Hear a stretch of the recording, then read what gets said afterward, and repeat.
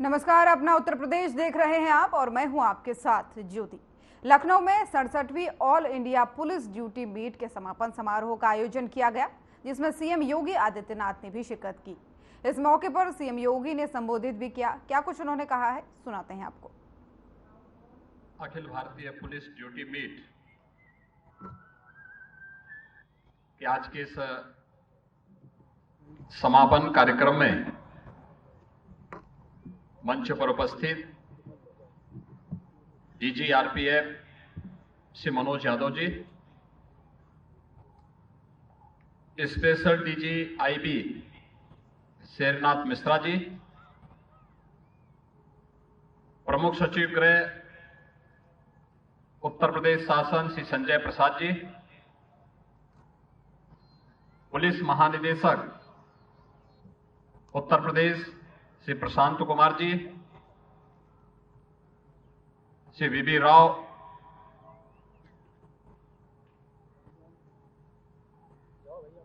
Akhil Bharatiya police duty meet के आज के समारोह में उपस्थित विभिन्न राज्यों से पधारे केंद्र शासित राज्यों से पधारे, सेंट्रल पुलिस फोर्सेस से पधारे सभी हमारे अधिकारीगण, प्रतिभागीगण,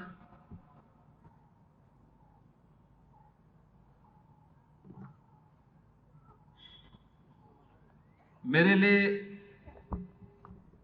यह हार्दिक प्रसन्नता का क्षण है कि 67वीं Akhil Bharatiya police duty meet का आयोजन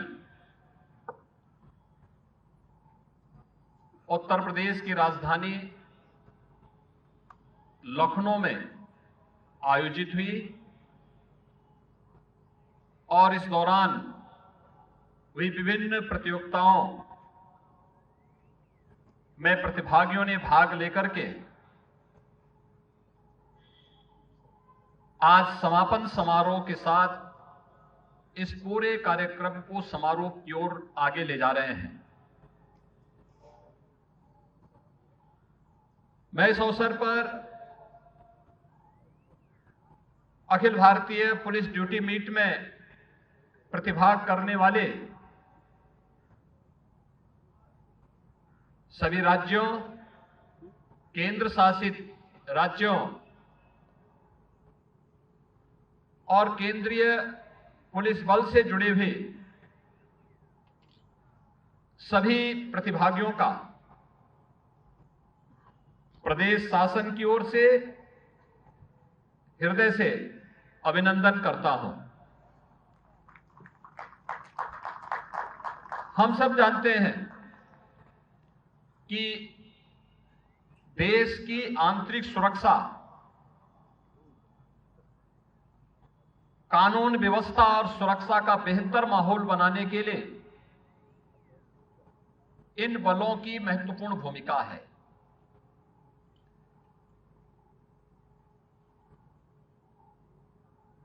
पब्लिक परसेप्शन तय करने में हमारे पुलिस बल की एक बड़ी भूमिका होती है और जब भी हमारी फोर्स, चाहे वह सिविल पुलिस हो, केंद्रीय पुलिस बल हो, सुरक्षा के इस बेहतरीन माहौल को बनाए रखने के लिए उन्हें जिन परिस्थितियों का सामना करना पड़ता है वह उतने ही चुनौतीपूर्ण भी होता है, संवेदनशील भी होता है। एक तरफ असामाजिक और अराष्ट्रीय तत्वों के साथ ही आपराधिक गिरोहों का सामना उन्हें करना पड़ता है, जिसमें उनके जीवन का एक ही संकल्प होता है कि हमें हर हाल में एक कॉमन मैन के मन में विश्वास बनाए रखना है, शासन का विश्वास बनाए रखना है। तो दूसरी ओर एक कॉमन मैन भी अपनी सामान्य समस्या को लेकर के सबसे पहला वह किसी के पास आता है तो जहां पे सिविल पुलिस होती है, सिविल पुलिस के पास वो अपनी समस्या को लेकर के आता है, सुरक्षा से संबंधित मामले को लेकर के, अपराध से जुड़ी हुई किसी घटना को लेकर के, या फिर केंद्रीय पुलिस बलों के जवान जहां पर कार्य कर रहे हैं उनके पास जाकर के वह गुहार करता है। उस समय हमारा व्यवहार कैसे है, हमारा पब्लिक के साथ संवाद कैसा है, ये इस पे निर्भर करता है और उसके मन में एक नया विश्वास उसके माध्यम से पैदा होता है। मैं बार बार इस बारे में सोचता हूं कि हमें दोहरी भूमिका के साथ कार्य करना होता है। हमारे पुलिस बल को कार्य करना होता है। एक तरफ संवाद का रास्ता, कॉमन मैन के साथ संवाद बनाना, संबंधित स्टेक होल्डर के साथ संवाद बनाना, दूसरी तरफ असामाजिक और अराष्ट्रीय तत्वों के साथ जीरो टॉलरेंस की नीति के तहत कार्य करते हुए उसे परिणाम तक पहुंचाना। और उस समय उसके मन में एक ही भाव होता है कि हतो वा प्राप्से स्वर्गम जित्वा वा भोक्ससे महीम। मुझे अपने नागरिकों को इस प्रकार का माहौल देना है, भले उसके लिए मुझे कुछ भी क्यों ना बलिदान देना पड़े। इस दृष्टि से जब वह कार्य करता है कि अगर बलिदान हुआ तो स्वर्ग का राज भोगूंगा, लेकिन अगर जीता तो एक कॉमन मैन के चेहरे की खुशी से उसको लगता है कि मैं ही इस राज को प्राप्त कर रहा हूं। ये बड़ी बात होती है, दूसरे की खुशी में खुश होना, दूसरे के दुख में दुखी होना। और इस भाव के साथ जब पुलिस बलों के जवान कार्य करते हैं तो स्वाभाविक रूप से वह उस राज्य के या उस बल के परसेप्शन को बदलने में बड़ी भूमिका का निर्वहन करते हैं।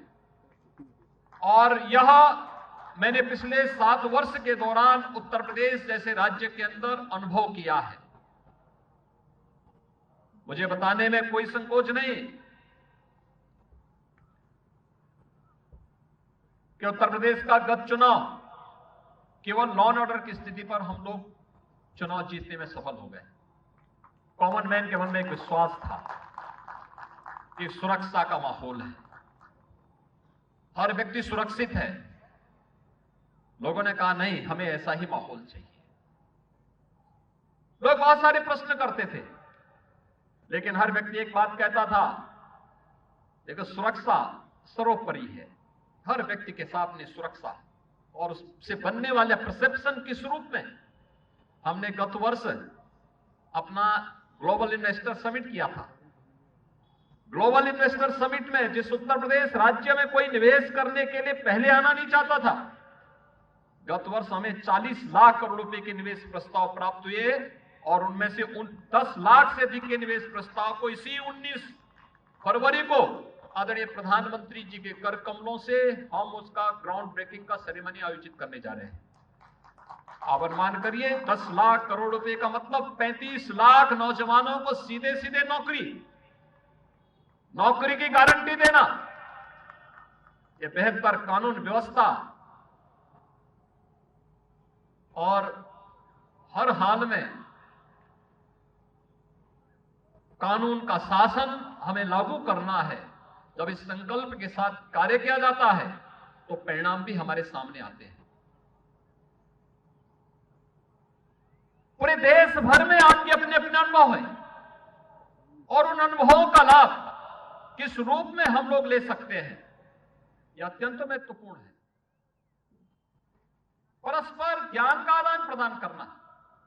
हम लोग बार बार इस बारे में देखते हैं कि आप लखनऊ में हैं, लखनऊ से 70 किलोमीटर की दूरी पर एक स्थान है नैमिषारण्य। आज से हजारों वर्ष पहले भारत की ज्ञान की परंपरा कि उस समय के ऋषियों ने उस समय अपने मंथन का केंद्र बनाया था। कई वर्षों तक वे लोग वहां एकत्र होकर के उन्होंने नैमिषारण्य में भारत की वैदिक ज्ञान की परंपरा को लिपिबद्ध करने का काम किया था।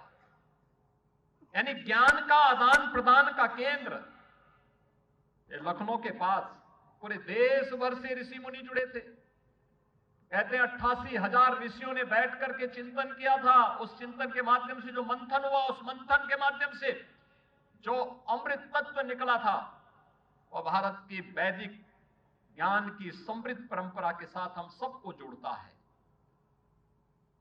जिसमें केवल इस लोक के नहीं, इस चराचर जगत के उन सभी रहस्यों के बारे में अमूल्य धरोहर से भरा पड़ा ये ज्ञान हमारे पास मौजूद है। ये ऑल इंडिया पुलिस मीट उसी धरोहर को आगे बढ़ाता है, जिसको हमारी वैदिक परंपरा में कहा गया आनो भद्रा कर्तो यंतु विश्वत। यानी ज्ञान जहां कहीं से भी आएगा, हमें उसके लिए द्वार खुले रखने पड़ेंगे। और आप सबके परस्पर अनुभव ये वास्तविक ज्ञान है। ज्ञान वो नहीं होता जो पुस्तकों में लिखा होता है, वो हमें शिक्षित कर देगा, तात्कालिक रूप से जानकारी दे देगा। लेकिन ज्ञान वह है जो फील्ड की ड्यूटी के दौरान आप अनुभव करते हैं। अपराध की बदलती हुई प्रकृति, अपराध के वर्तमान स्वरूप के अनुरूप किस प्रकार की हमें रणनीति तय करनी है, यह देश काल और परिस्थितियों पर भी निर्भर करता है। लेकिन अपराध घटित हुआ है, अपराध उत्तर प्रदेश में हो या तमिलनाडु में, बंगाल में हो या महाराष्ट्र में, किसी भी क्षेत्र में अगर होता है, उस अपराध को जानने, अपराध की प्रकृति के बारे में फिर रणनीति तैयार जब हम लोग करते हैं, तो उसके परिणाम भी हम सबके सामने आते हैं। हम लोग देखते हैं साइबर ठगी के बहुत सारे मामले आते हैं हमारे पास, और यहां पे पुलिस के सामने चैलेंज होता है, क्योंकि यहां का पीड़ित यहां का है, ठगी कहीं और से हो रही है। अगर यहां पुलिस कहेगी साहब इसका तो यूपी से कोई संबंध नहीं, तो उससे काम नहीं चलेगा। लेकिन एक चैलेंज है, उस चैलेंज का सामना अवेयरनेस से भी हो सकता है, परस्पर समन्वय से भी हो सकता है, और इस प्रकार के तत्वों के साथ फिर जीरो टॉलरेंस की नीति के साथ जब पूरे अखिल भारतीय स्तर पर पुलिस एक साथ मिलकर के परस्पर समन्वय के माध्यम से इन कार्यक्रमों को आगे बढ़ाती है, तो उसके परिणाम भी सामने आते हैं। अपराधी के मन में एक भय पैदा होता है, और उन स्थितियों के लिए हम सबको अपने आप को तैयार करना होगा। दूसरा, अपनी बेस्ट प्रैक्टिसेस को हम जनता के सामने जब रखते हैं, पब्लिक के सामने रखते हैं, एक दूसरे के साथ शेयर करते हैं, तो बहुत कुछ जानने सीखने का अवसर प्राप्त होता है। इस प्रकार की प्रतियोगिता और प्रतिस्पर्धाओं के माध्यम से बहुत सारी चीजों को यहां पर हमें देखने और सीखने का अवसर प्राप्त होता है। मुझे प्रसन्नता है, उत्तर प्रदेश में इस प्रकार के अनेक प्रतियोगिताओं का आयोजन हो चुका है, और ऐसे तमाम समिट उत्तर प्रदेश में पूर्व में हो चुके हैं। जुलाई 19 में 62वीं Akhil Bharatiya police duty meet का आयोजन उत्तर प्रदेश की पुलिस को करने का अवसर प्राप्त हुआ था, और नवंबर 21 में अखिल भारतीय पुलिस महानिरीक्षक सम्मेलन भी प्रदेश की राजधानी लखनऊ में हुआ था, जिसमें आदरणीय प्रधानमंत्री जी और माननीय गृह मंत्री जी ने प्रतिभाग किया था। सशस्त्र सीमा बल द्वारा मार्च 23 में Akhil Bharatiya police athletics cluster championship का आयोजन भी यही लखनऊ में आयोजित हुआ था। स्वाभाविक रूप से ये तमाम प्रकार के आयोजन उत्तर प्रदेश में पूर्व में हुए हैं, और इन कार्यक्रमों के माध्यम से जब आदरणीय प्रधानमंत्री जी आज देश के अंदर वर्तमान की चुनौतियों को ध्यान में रख करके और भविष्य की आवश्यकता को ध्यान में रख करके जब स्मार्ट पुलिसिंग की बात करते हैं, तो स्मार्ट पुलिसिंग के लिए उन्होंने कुछ सूत्र जरूर बनाए हैं कि स्ट्रिक्ट एंड सेंसिटिव पुलिस हमें चाहिए। जो मैंने पहले भी कहा, अपराधी के लिए हम जीरो टॉलरेंस होंगे, लेकिन एक कॉमन मैन के लिए उतने ही संवेदनशील भी होंगे। Modern and mobile, alert and accountable हमारी पुलिस फोर्स को होना पड़ेगा। रिलायबल एंड रिस्पॉन्सिबल,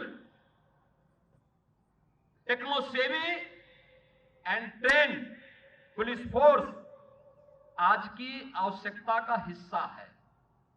और यह न केवल सिविल पुलिस को बल्कि केंद्रीय बलों को भी जब इस व्यवस्था के साथ जुड़ पाएंगे तो वर्तमान की चुनौतियों का सामना सफलतापूर्वक करने में हमें सफलता प्राप्त होगी। मुझे प्रसन्नता है कि 67वें Akhil Bharatiya police duty meet ने अपने इस पूरे आयोजन के दौरान इन सभी मुद्दों पर परस्पर अपने अनुभवों का लाभ एक दूसरे को प्रदान किया। इसमें बहुत सारी जानकारियां ली गई, अलग अलग क्षेत्रों के बेस्ट प्रैक्टिसेस सामने आए और एक दूसरे को जानने सीखने का अवसर भी प्राप्त हुआ।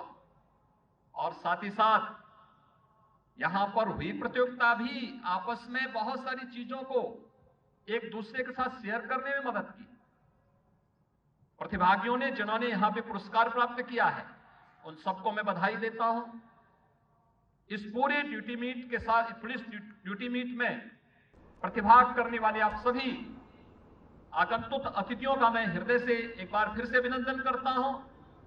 इस पूरे आयोजन के प्रति अपनी शुभकामनाएं देते हुए भविष्य के उन सभी कार्यक्रमों के साथ हम इसी उत्साह के साथ जुड़ेंगे, इस विश्वास के साथ आप सबके प्रति मैं अपनी शुभकामनाएं देते हुए अपनी वाणी को यहीं पे विराम देता हूं। धन्यवाद। जय हिंद। चलिए खबरों में आगे बढ़ेंगे। प्रयागराज स्थित Rajendra Prasad national law university के उद्घाटन समारोह का आयोजन किया गया, जिसमें सीएम योगी आदित्यनाथ ने भी शिरकत की।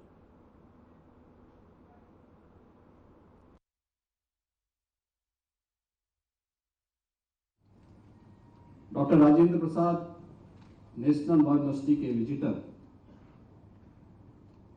जस्टिस मनोज मिश्रा जी,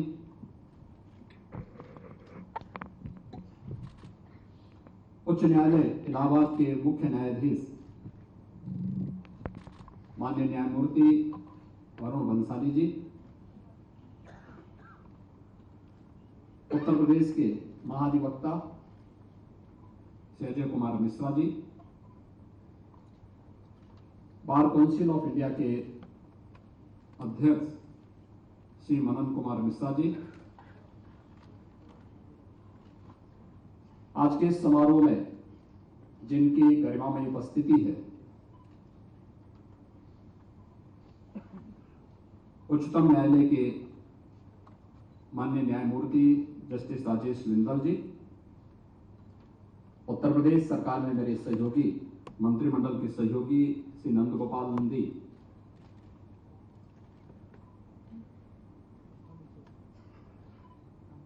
समारोह में विशेष रूप से उपस्थित मुंबई हाईकोर्ट के मुख्य न्यायाधीश जस्टिस DK उपाध्याय जी, छत्तीसगढ़ उच्च न्यायालय के मुख्य न्यायाधीश जस्टिस रमेश सिन्हा जी,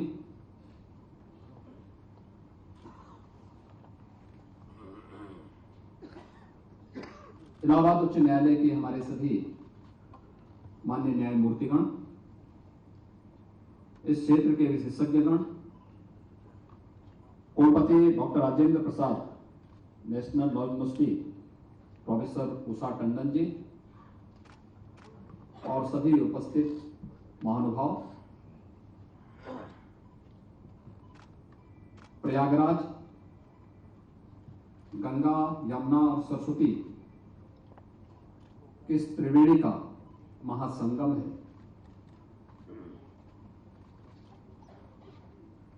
लेकिन इसके साथ ही यह धर्म, ज्ञान और न्याय की पवित्र त्रिवेणी भी है। 8 वर्ष के बाद इस प्रयागराज में एक नई उपलब्धि की कड़ी जोड़ने के लिए भारत के महान्यायविद मुख्य न्यायाधीश माननीय डॉक्टर न्यायमूर्ति DY चंद्रचूड़ जी का आगमन हुआ है। मैं राज्य सरकार की ओर से, उत्तर प्रदेश वासियों की ओर से उनका हृदय से स्वागत करता हूं और अभिनंदन करता हूं।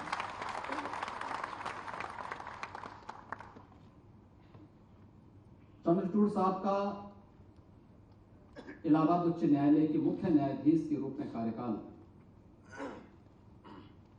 न्यायिक इतिहास में उत्तर प्रदेश वासियों के लिए एक स्मरणीय बना हुआ है। उन्होंने उस समय जो नजीर प्रस्तुत की न्यायिक क्षेत्र में, वो आज भी न केवल न्यायिक क्षेत्र से जुड़े हुए लोगों के लिए बल्कि एक कॉमन मैन के मन में भी एक नया विश्वास पैदा करता है। तो स्वाभाविक रूप से जब इस धर्म, ज्ञान और न्याय की त्रिवेणी के इस महासंगम में एक नई कड़ी जोड़नी थी, तो उस कड़ी का शुभारंभ किसके कर कमलों से हो। मैं इसके लिए विश्वविद्यालय, इस नवगठित विश्वविद्यालय के विजिटर जस्टिस मनोज मिश्रा जी को, विश्वविद्यालय के चांसलर और अपने इलाहाबाद उच्च न्यायालय के मुख्य न्यायाधीश श्री अरुण भंसाली जी को,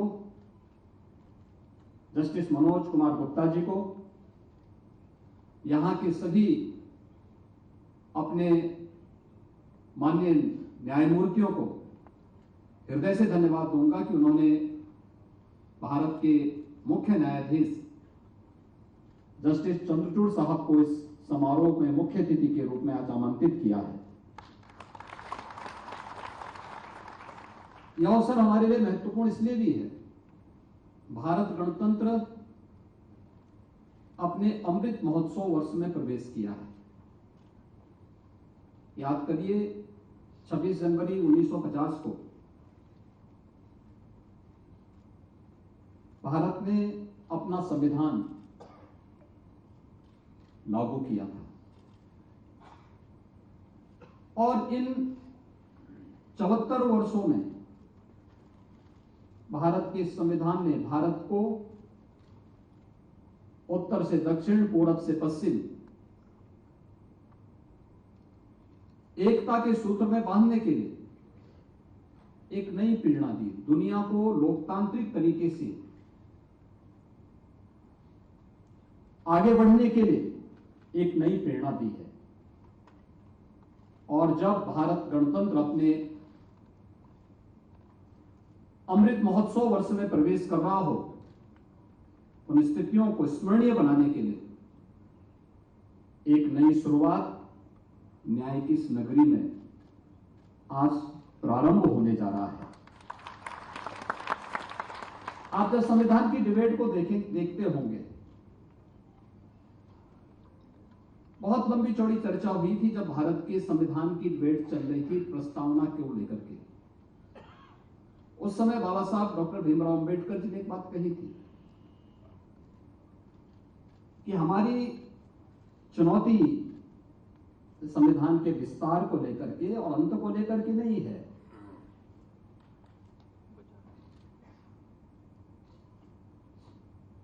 हम इति को लेकर के परेशान होते हैं कि समारोह कैसा हो।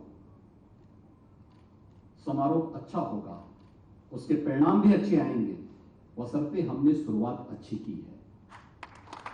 इति की चिंता मत करिए, अथ की शुरुआत यानी अथ की चिंता करिए, शुरुआत कैसे हम कर रहे हैं।